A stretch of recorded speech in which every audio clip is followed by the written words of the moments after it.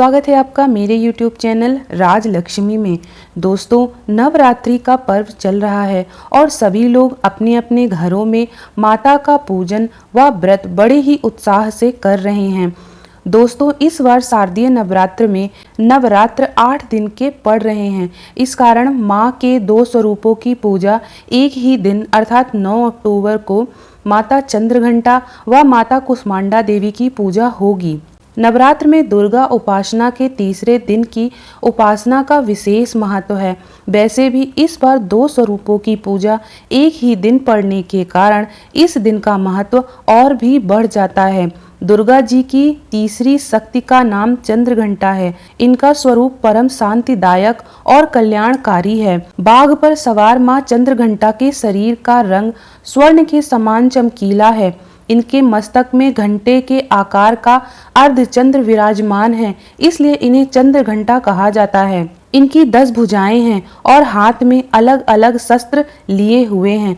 माता के गले में फूलों की माला सुशोभित होती है। इनकी मुद्रा हर समय युद्ध के लिए तैयार रहने वाली होती है। इन माता के घंटे की ध्वनि से अत्याचारी दानव, दैत्य और राक्षस सदैव भयभीत रहते हैं। इनके घंटे की ध्वनि सदा अपने भक्तों की प्रेत बाधा से रक्षा करती है। इस दिन इनकी साधना करने वाले साधक का मन मणिपुर चक्र में प्रवेश होता है और माता चंद्रघंटा की कृपा से उसे अलौकिक वस्तुओं के दर्शन होते हैं। इस प्रकार इस बार शारदीय नवरात्र में तीसरे दिन माता कुष्मांडा देवी की भी पूजा होनी है। अत्यंत पवित्र और अचंचल मन से कुष्मांडा देवी के स्वागत को ध्यान में रखकर पूजा उपासना करना चाहिए। जब सृष्टि का अस्तित्व नहीं था तब इन्हीं देवी ने ब्रह्मांड की रचना की थी। अतः ये ही सृष्टि की आदि स्वरूपा आदि शक्ति हैं। इनका निवास सूर्य मंडल के भीतर के लोक में है। यहाँ निवास कर सकने की क्षमता और शक्ति केवल इन्हीं देवी में है। इनके शरीर की कांति और प्रभा भी सूर्य के समान ही दैदिव्यमान है। इनके तेज और प्रकाश से 10 दिशाएं प्रकाशित हो रही हैं। ब्रह्मांड की सभी वस्तुओं और प्राणियों में इन्हीं की छाया है। माँ की 8 भुजाएं हैं। ये अष्टभुजा देवी के नाम से विख्यात हैं। इनके 7 हाथ में कमंडल, धनुष, बाण, कमल, पुष्प, अमृतपूर्ण कलश, चक्र तथा गदा है। 8वें हाथ में सभी सिद्धियों और निधियों को देने वाली जपमाला है। इनका वाहन सिंह है। सुबह सवेरे उठकर स्नान आदि से निवृत्त होकर दोनों माताओं का ध्यान करते हुए चौकी पर लाल वस्त्र बिछाएं।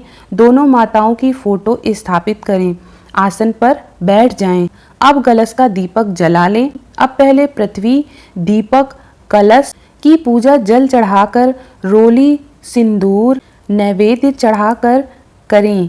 इसके बाद 2 माताओं की प्रतिमा या फोटो पर अक्षत चढ़ाते हुए कहें, माँ विराजो और मेरी पूजा स्वीकार करो।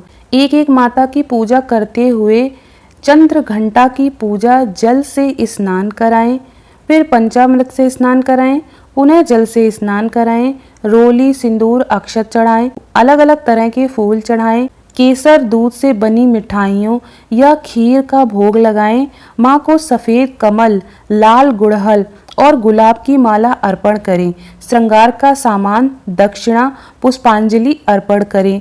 इसी प्रकार माँ कुष्मांडा की सभी प्रकार से विधिवत पूजा अर्चना करें। इन्हें जल, पंचामृत व पुनः जल से स्नान कराएं।